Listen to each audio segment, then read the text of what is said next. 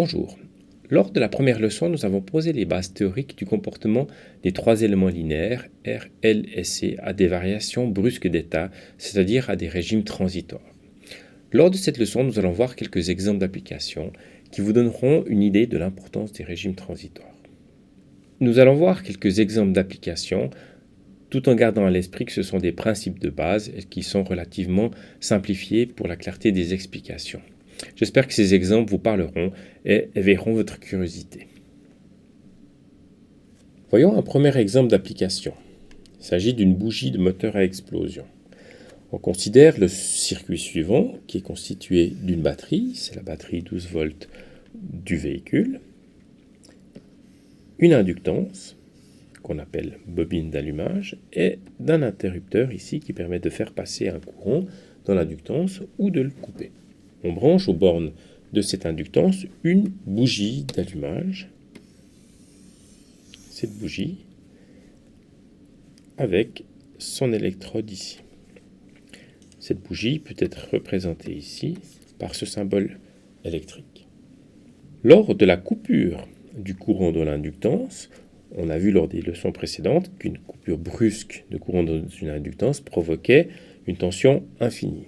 Ici, la tension ne sera pas infinie, mais elle va atteindre la tension de claquage du milieu dans lequel se trouve la bougie d'allumage et provoquer ainsi une étincelle. Toute l'énergie qui est stockée dans l'inductance va se retrouver ici aux bornes des électrodes de la bougie. Et donc, cette étincelle va apparaître aux bornes de la bougie. Considérons un deuxième cas d'application. Il s'agit de la soudure par point. C'est un procédé qui est très utilisé dans l'industrie, qui consiste à assembler deux tôles ensemble. Le principe est relativement simple. On part d'un condensateur chargé, qui serait dans cette armoire-ci, et au travers de deux électrodes, on va court-circuiter ce condensateur à travers les plaques. On a vu que court-circuiter un condensateur était interdit, impliquait un très fort courant, ou quasiment infini. Ici, les résistances n'étant pas parfaitement nulles, on va obtenir un courant qui est extrêmement élevé, de l'ordre de quelques kiloampères, et par effet Joule, donc échauffement de la matière, on va fusionner la matière et donc réaliser cette soudure. On voit ici un exemple de réalisation avec les soudures de tôles d'automobile en ces points-là. Autre exemple d'application, il s'agit des alimentations à découpage. Ici, le but est d'éviter d'utiliser un transformateur de type transformateur qu'on utilise sur le réseau électrique et de le remplacer par un circuit de hachage. C'est-à-dire que le fonctionnement sera un régime transitoire uniquement et nous verrons que nous aurons un fort gain de poids et une augmentation du rendement. On voit sur ce circuit-ci qu'en fonction de la tension d'alimentation constante fournie par la source de tension ici, et d'une succession de coupures et d'enclenchements de circuit, on obtient à la sortie de notre circuit une tension qui peut être abaissée à un certain niveau ou éventuellement abaissée à un niveau différent en fonction du rapport des temps d'enclenchement et de déclenchement du circuit. Ce type d'alimentation à découpage, appelé également variateur de tension, est très connu dans la domotique, par exemple. On connaît tous les dimmers d'ampoules qui permettent de réduire l'intensité lumineuse d'une ampoule.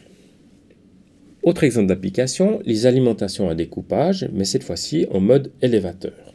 Comme précédemment, on voit qu'à partir d'une tension continue qui est la tension d'alimentation du circuit et d'une succession d'enclenchement et de déclenchement du circuit sur son alimentation, on arrive à la sortie à avoir une tension qui est plus élevée que la tension d'alimentation. Un exemple d'utilisation d'une alimentation à découpage élévatrice est le variateur de tension, par exemple pour les phares aux d'une automobile, qu'on représente ici par cette ampoule qui contient un gaz dans cette enceinte fermée. Ce gaz n'étant pas conducteur à l'état stable, il va falloir créer une surtension pour amorcer un arc électrique et donc provoquer le passage du courant dans l'ampoule et par ce même fait l'éclairage de l'ampoule. Voici maintenant un dernier exemple d'application. Il s'agit de la distribution d'énergie sur de très grandes distances. On parle ici de distances intercontinentales. De plus en plus, la diversité de l'approvisionnement énergétique fait que les stations de production se retrouvent disséminées un petit peu partout au niveau européen, asiatique ou même africain, et que les distances sont extrêmement longues. On parle ici de plusieurs milliers de kilomètres.